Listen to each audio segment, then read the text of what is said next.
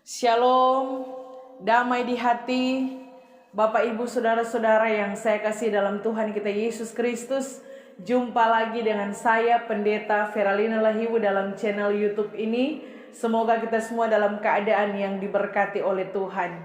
Nah, saudara-saudara, kembali saya akan men-share kebenaran firman Tuhan yang diangkat oleh Gereja Masih Injili di Minahasa dalam Injil Lukas pasal 5 ayat 1 sampai ayatnya yang ke-11.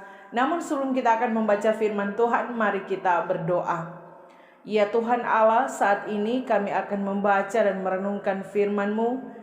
Biarlah kebenaran firman Tuhan ini memberkati kami semua, memotivasi kehidupan kami, supaya kami terus melakukan apa yang menjadi pesan firman Tuhan di tengah-tengah kehidupan kami, supaya kami dapat melakukan itu dan memuliakan nama Tuhan. Berfirmanlah bagi kami saat ini Tuhan, karena kami telah siap dan rindu untuk mendengarnya. Di dalam nama Tuhan Yesus Kristus kami berdoa kepadamu. Amin. Mari saudara-saudara kita membaca bagian firman Tuhan ini dalam Injil Lukas pasal 5 ayat 1 sampai ayatnya yang ke-11. Lembaga Alkitab Indonesia memberi judul Penjala Ikan Menjadi Penjala Manusia. Pada suatu kali, Yesus berdiri di pantai Danau Genesaret, sedang orang banyak mengerumuni dia hendak mendengarkan firman Allah. Ia melihat dua perahu di tepi pantai. Nelayan-nelayannya telah turun dan sedang membasuh jalannya. Ia naik ke dalam salah satu perahu itu, yaitu perahu Simon, dan menyuruh dia supaya menolakkan perahunya sedikit jauh dari pantai. Lalu ia duduk dan mengajar orang banyak dari atas perahu. Setelah selesai berbicara, ia berkata kepada Simon, "Bertolaklah ke tempat yang dalam dan tebarkan jalamu untuk menangkap ikan." Simon menjawab, "Guru, telah sepanjang malam kami bekerja keras dan kami tidak menangkap apa-apa.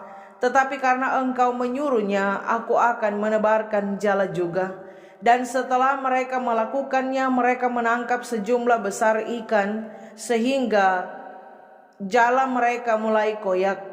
Lalu mereka memberi isyarat kepada teman-temannya di perahu yang lain supaya mereka datang membantunya. Dan mereka itu datang, lalu mereka bersama-sama mengisi kedua perahu itu dengan ikan hingga hampir tenggelam. Ketika Simon Petrus melihat hal itu, ia pun tersungkur di depan Yesus dan berkata, "Tuhan, pergilah daripadaku, karena aku ini seorang berdosa." Sebab ia dan semua orang yang bersama-sama dengan dia takjub oleh karena banyaknya ikan yang mereka tangkap. Demikian juga Yakobus dan Yohanes, anak-anak Zebedeus, yang menjadi teman Simon.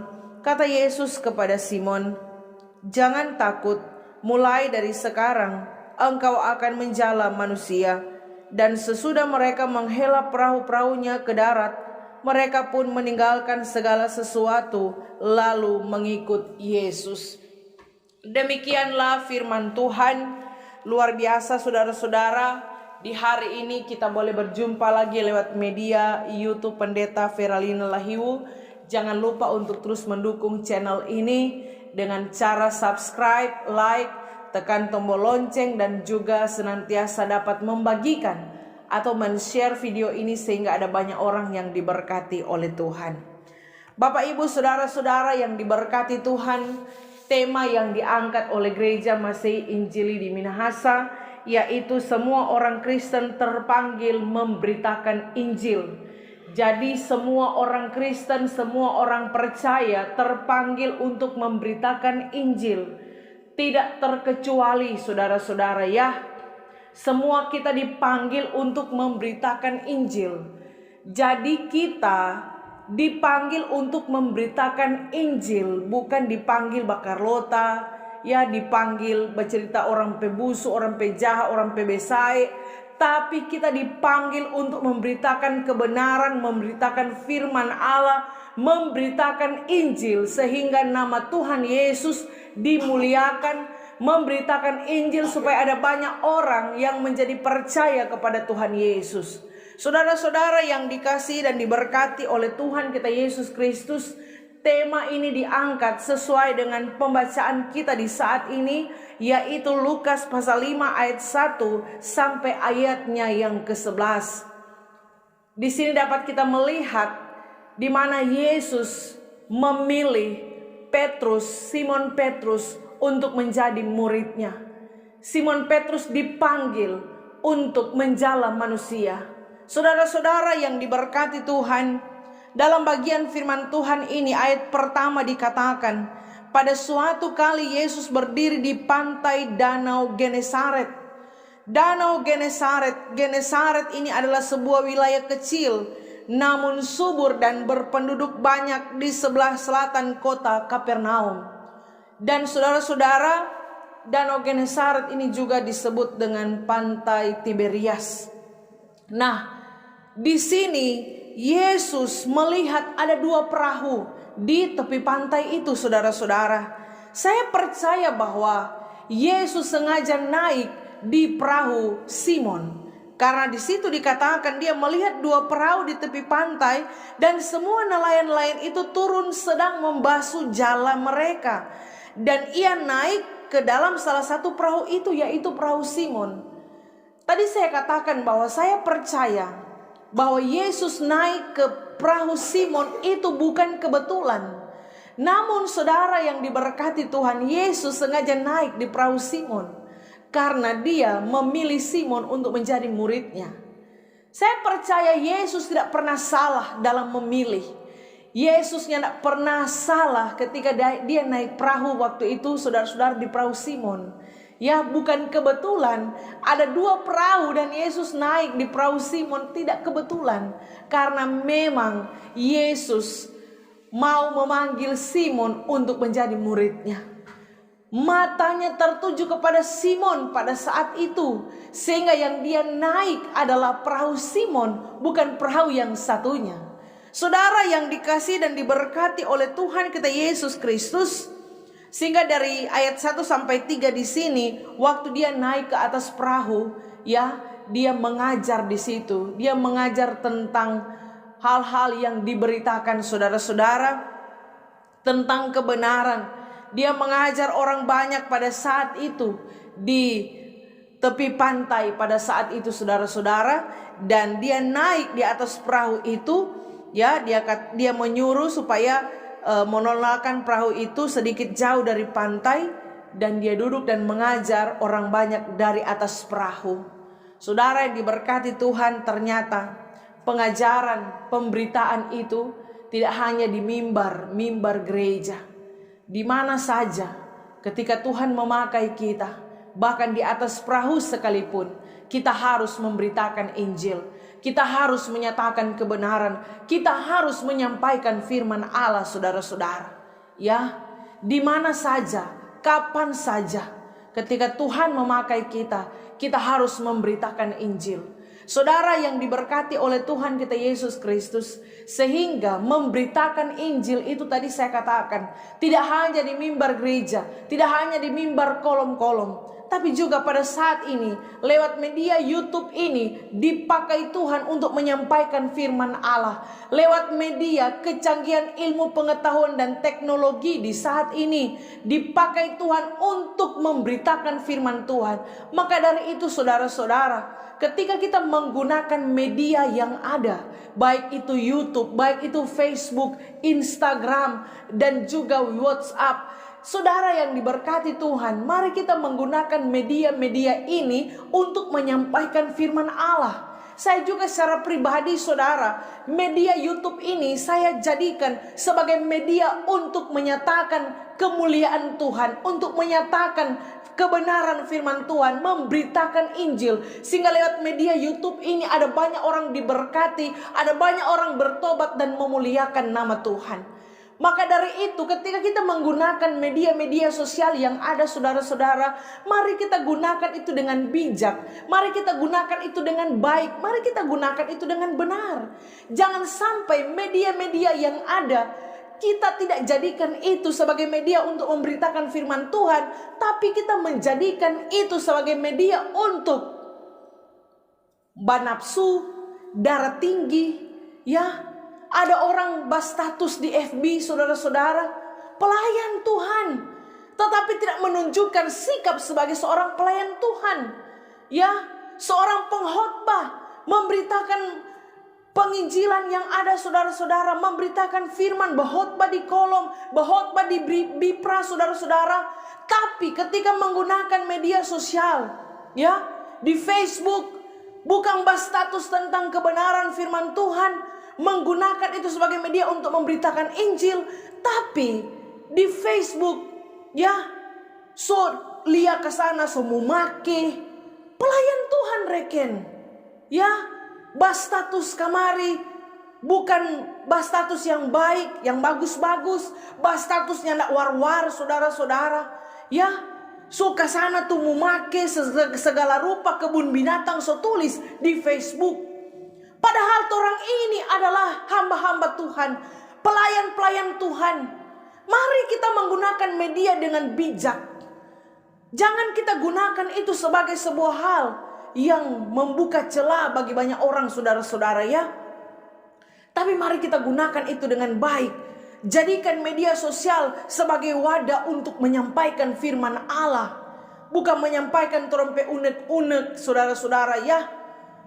Saudara yang diberkati oleh Tuhan kita Yesus Kristus, sadar bahwa orang ini orang percaya, orang ini orang Kristen, ya. Pakailah itu semua sebagai wadah untuk memberitakan Injil. Seperti halnya Yesus, perahu digunakan Yesus untuk menyatakan kebenaran, menyampaikan apa yang dikehendaki oleh Tuhan Allah. Saudara yang dikasihi dan diberkati oleh Tuhan kita Yesus Kristus, sehingga marilah lewat kehidupan kita, bukan hanya di mimbar gereja kita berkhotbah dengan baik, bukan hanya di mimbar-mimbar kolom, di mimbar Bipra, tetapi juga dalam kehidupan kita, cara hidup kita adalah sikap yang harus kita sampaikan kebenaran firman Tuhan lewat kehidupan kita. Gaya hidup kita adalah wadah untuk menyampaikan firman Tuhan. Jangan torang cuma jago berkhotbah, jangan torang cuma jago di mimbar, tapi dalam kehidupan kita, keseharian kita, cara hidup kita tidak benar di hadapan Tuhan. Baba khotbah mar bahugel terus, baba khotbah mar dalam kehidupan tidak hidup dalam kebenaran dan kekudusan di hadapan Tuhan. Saudara yang dikasihi dan diberkati oleh Tuhan, biarlah hidup kita menjadi saluran berkat Tuhan untuk memuliakan Tuhan. Kehidupan kita dipakai untuk memberitakan Injil, bukan memberitakan hal-hal yang putar balik, bukan memberitakan hal-hal yang tidak diinginkan oleh Tuhan. Torang kehidupan ini dipakai untuk menyatakan kebenaran Allah, bukan torang Baba Carlota bercerita jahat, bercerita busu, ya. Semua orang pebusu tong so tahu, saudara, ya. Bapak Ibu Saudara yang dikasihi dan diberkati oleh Tuhan kita Yesus Kristus. Setelah itu Yesus mengatakan kepada Simon, "Bertolaklah ke tempat yang dalam dan tebarkan jalamu untuk menangkap ikan." Saudara, ini para nelayan ini so pulang.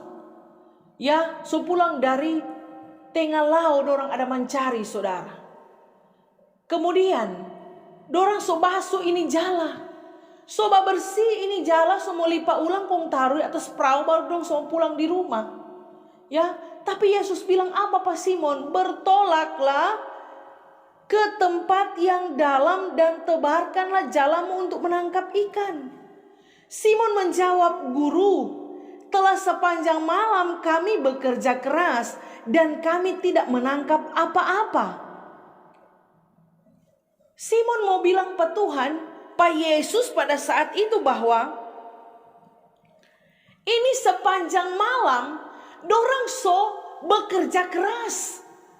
Artinya yang Simon mau bilang, pengalamannya sebagai seorang nelayan menangkap ikan itu malam hari adalah waktu yang baik. Bukan dunia tengah hari, bukan dunia siang, tapi malam. Makanya Simon bilang, sepanjang malam ya kami telah bekerja keras. Simon mau bilang sebagai nelayan, dia tahu betul, dia tahu persis bahwa menangkap ikan itu waktu yang baik adalah waktu malam, bukan waktu siang, saudara-saudara. Ya, ini satu hal yang luar biasa Bapak Ibu Saudara. Simon bilang, "Torang so kerja keras, bukan dah tidur ini di tengah laut nyanda, ya, tapi kami bekerja keras." Artinya Simon mau bilang bahwa so lelah ini, so letih, ya, so suka mau pulang ini. Setengah 3 kali batanang ngomongnya dapat, saudara, kira sedap, ya. 3 kali batanang salah, saudara. Ya nak gampang ya, setengah omba bagai sadiki, ya. Saudara yang dikasih dan diberkati oleh Tuhan Yesus Kristus. Dan Simon katakan kepada Yesus, "Kami sudah bekerja keras tapi kami tidak menangkap apa-apa." Ya, dorang telah melakukan pekerjaan itu sebagai nelayan, tapi tidak menangkap apa-apa. Saudara yang diberkati oleh Tuhan. Jadi Simon mau bilang, mustahil kalau mau dapat ada dunia para tengah hari, dunia para siang hari, saudara, ya. Yang Simon mau bilang, nyak mau dapat apa-apa ini, ya. Kami telah melakukan itu, tapi Tuhan bilang bertolak ke tempat yang dalam.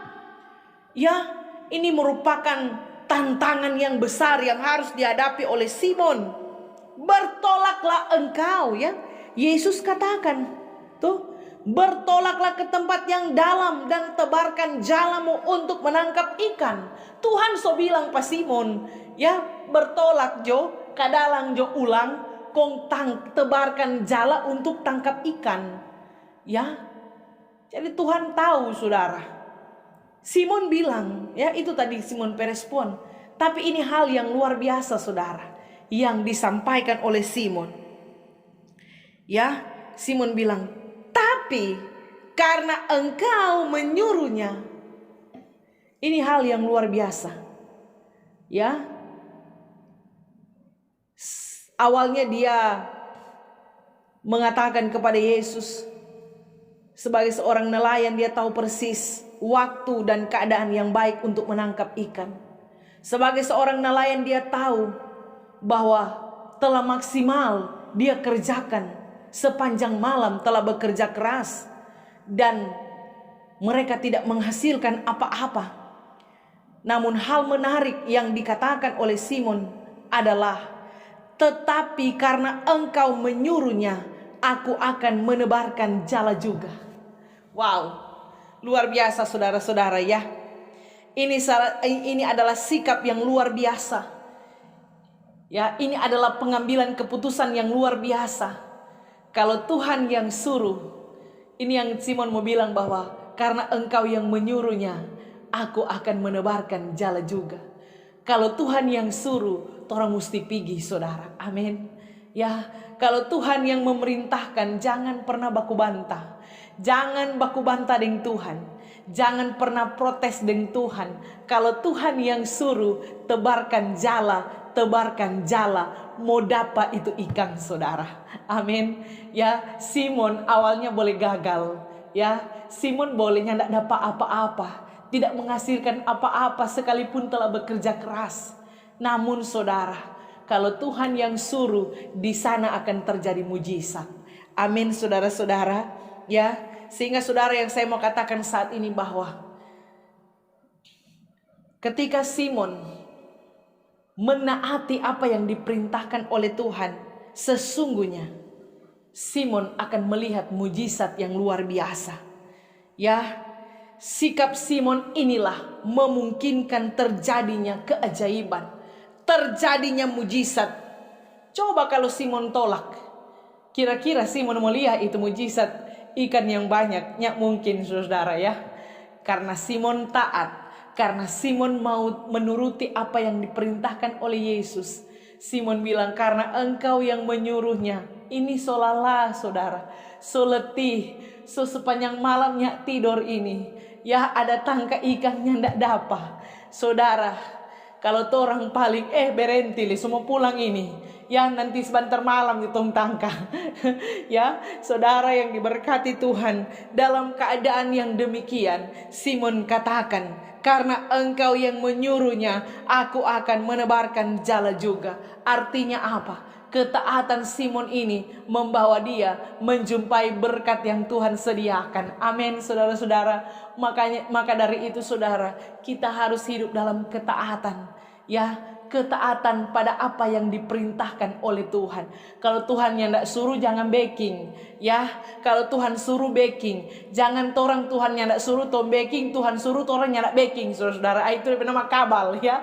Tapi torang harus melakukan apa yang diperintahkan oleh Tuhan. Kalau Tuhan suruh, torang mesti lakukan apa yang Dia perintahkan supaya orang diberkati oleh Tuhan. Ketaatan akan membawa kita pada berkat-berkat Tuhan. Amin, saudara. Makanya penting jadi orang taat. Jangan jadi orang yang tidak taat, saudara. Apalagi setengah-setengah taat, ya. Setengah taat sama dengan tidak taat. Tapi kita harus memiliki ketaatan penuh kepada Tuhan supaya kita melihat mujizat yang Tuhan nyatakan di tengah-tengah kehidupan kita. Saudara yang diberkati Tuhan, sesungguhnya saat Simon mendengar perintah Tuhan, sesungguhnya pada saat itulah dia telah menjadi murid Tuhan. Ya, saudara yang diberkati Tuhan, seharusnya murid Tuhan itu melakukan apa yang diperintahkan oleh gurunya. Makanya waktu Simon dengar, waktu Simon lakukan apa yang diperintahkan oleh Yesus, pada saat itu dia telah menjadi murid Yesus. Saudara, yang namanya murid Tuhan itu mesti dengar apa yang Tuhan bilang. Jangan orang jadi murid Tuhan, kong jadi murid kabal, jadi murid kepala batu, yang jaba dengar apa yang Tuhan mau. Bukan murid DP nama. Namanya murid Tuhan itu harus dengar apa yang diperintahkan oleh gurunya. Sehingga saudara yang diberkati oleh Tuhan kita Yesus Kristus, ini hal yang luar biasa. Ketika Simon mengikuti apa yang diperintahkan oleh Tuhan Yesus pada saat itu, saudara, dia melihat keajaiban yang luar biasa. Waktu mereka menebarkan jala, ya, hampirnya nak mampu itu perahu mentampung tu ikan. Kurang dak kode, ya, perahu satu untuk ambil itu ikan, saudara-saudara. Mujizat, ya, berkat berkelimpahan Tuhan berikan. Ini satu hal yang ajaib, ya, saudara. Ini satu hal yang luar biasa. Sedang Simon takjub, kaget dia, saudara. Wah, ya, dalam pikirannya secara logika ini nggak masuk akal, ini dunia siang ini tangkap ikan, ya. Saudara yang diberkati Tuhan, Pak Deng Simon sudah jelaskan Pak Yesus bahwa waktu yang baik itu malam menangkap ikan. Namun saudara yang diberkati oleh Tuhan kita Yesus Kristus, waktu dan keadaan kita boleh tidak baik, tapi Tuhan bisa mengubah itu menjadi baik. Amin, saudara-saudara. Ya, asalkan orang dengar apa yang Tuhan perintahkan. Ya, kalau Tuhan suruh, pasti Dia akan urus orang pe kehidupan. Amin. Makanya kalau Tuhan utus, jangan takut, saudara, karena Dia bertanggung jawab atas kehidupan kita. Dia tidak akan pernah membiarkan kita. Dimanapun Tuhan utus, dimanapun Tuhan perintahkan, Tuhan akan bertanggung jawab atas kehidupan kita. Asalkan kita tulus melakukan apa yang Tuhan perintahkan di tengah-tengah kehidupan kita. Amin, saudara-saudara. Ya, waktu siang bagi Simon mungkin waktu yang tidak baik, tapi bagi Tuhan segala sesuatu itu baik. Amin, saudara-saudara. Sehingga waktu Tuhan menciptakan, Tuhan bilang baik adanya. Ya, saudara yang diberkati oleh Tuhan kita Yesus Kristus, keadaan kita boleh tidak baik. Mungkin saat ini, hari-hari ini kita menghadapi pergumulan, kita menghadapi persoalan, kita menghadapi begitu banyak penderitaan dalam kehidupan kita. Ingat, saudara, kalau keadaan kita tidak baik, waktu, ya, dan keadaan kita tidak baik, Tuhan bisa ubah itu menjadi baik. Karena Dia Tuhan yang berkuasa atas kehidupan kita.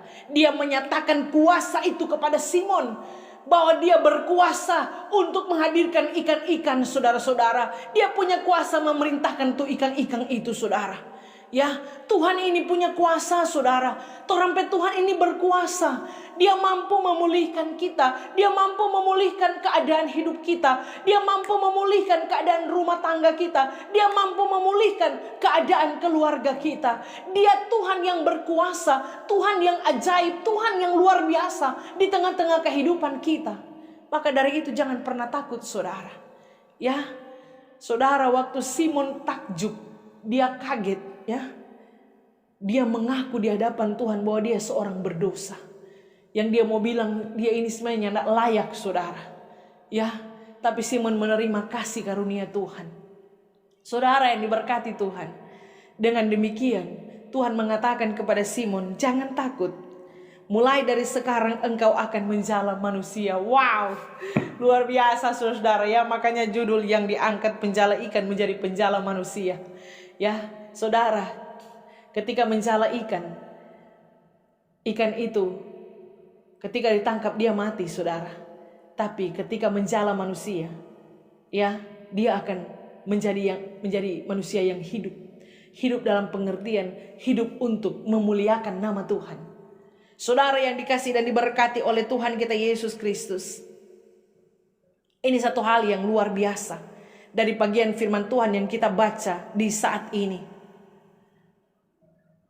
Simon menyadari bahwa dia tidak layak di hadapan Yesus.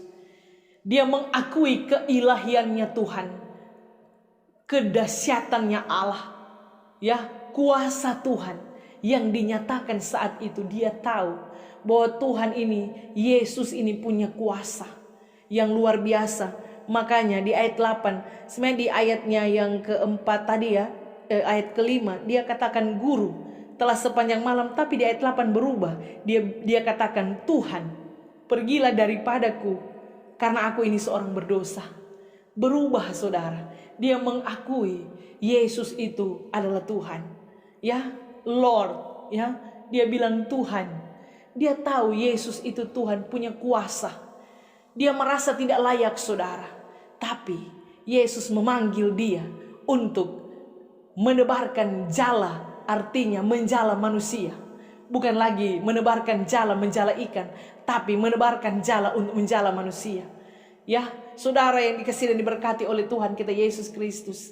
Simon merasa tidak layak karena dia berdosa. Di sini juga mau dikatakan bahwa ya, siapapun kalau Tuhan sudah pilih, Tuhan tidak memandang status kita. Tuhan tidak memandang latar belakang kita. Tapi kalau Tuhan sudah pilih, Tuhan sudah panggil, itu yang terbaik di mata Tuhan saudara-saudara. Ini satu hal yang luar biasa. Saya pikir-pikir saudara, kenapa Yesus itu tidak pergi ke bait Allah saja? Di sana ada banyak ahli Taurat ya. Ada banyak orang-orang ahli Alkitab, ahli Taurat di situ, orang Farisi, orang-orang yang jago. Kenapa Tuhan tidak pilih mereka? Kenapa Tuhan memilih para nelayan saudara-saudara? Dan ini juga berkaitan dengan penulisan Lukas ya. Ini ditujukan kepada orang-orang yang terpinggirkan saudara, orang-orang yang terabaikan, termasuk para nelayan ini pada saat itu. Mereka orang-orang yang terpinggirkan, tapi di mana di sini Yesus memanggil para nelayan ini, orang-orang yang tidak dianggap, tapi dipakai Tuhan untuk menjadi murid Yesus. Dan pada akhirnya mereka menjadi rasul, memberitakan Injil, sehingga ada banyak orang yang bertobat. Ini satu hal yang luar biasa. Siapapun kita, apapun status kita, apapun latar belakang keluarga kita, Tuhan tidak lihat. Tapi Tuhan memakai orang-orang yang terbaik, yang dipilih oleh Tuhan. Tuhan yang tak mungkin salah pilih orang saudara ya. Tuhan yang tak akan pernah salah pilih. Tergantung orang itu ya. Kalau Tuhan so pilih, berarti dia yang terbaik. Amin saudara-saudara ya. Tuhan pergi ke tepi danau pantai saat itu, memilih orang-orang untuk menjadi murid-muridnya. Saudara yang dikasih dan diberkati oleh Tuhan kita Yesus Kristus. Untuk itu pesan firman Tuhan di saat ini, sadar akan panggilan kita, status kita sebagai penjala manusia. Siapapun kita, bukan hanya pendeta, guru agama, para penatua, diaken, pelayan khusus yang ada. Siapapun kita, yang namanya kita orang Kristen, yang namanya kita orang percaya, kita terpanggil untuk memberitakan Injil. Kita dipakai Tuhan untuk menyatakan kebenaran firman Tuhan. Sehingga saudara, apapun status kita, latar belakang kehidupan kita, kita dipilih dan dipakai Tuhan, dipanggil Tuhan untuk menyatakan, memberitakan Injil dimanapun kita pergi dan berada. Amin saudara-saudara yang diberkati Tuhan. Ya, kita sedang diutus untuk menyampaikan kebenaran, menjadikan semua bangsa menjadi murid. Ya, saudara yang dikasihi dan diberkati oleh Tuhan kita Yesus Kristus. Ya, sadarlah panggilan kita. Banyak yang dipanggil, sedikit yang dipilih. Dan dari yang terpilih lebih sedikit yang setia. Maka dari itu biarlah kita menjadi orang-orang yang setia pada panggilan kita. Amin, saudara. Ya, jangan jadi orang-orang yang tidak setia.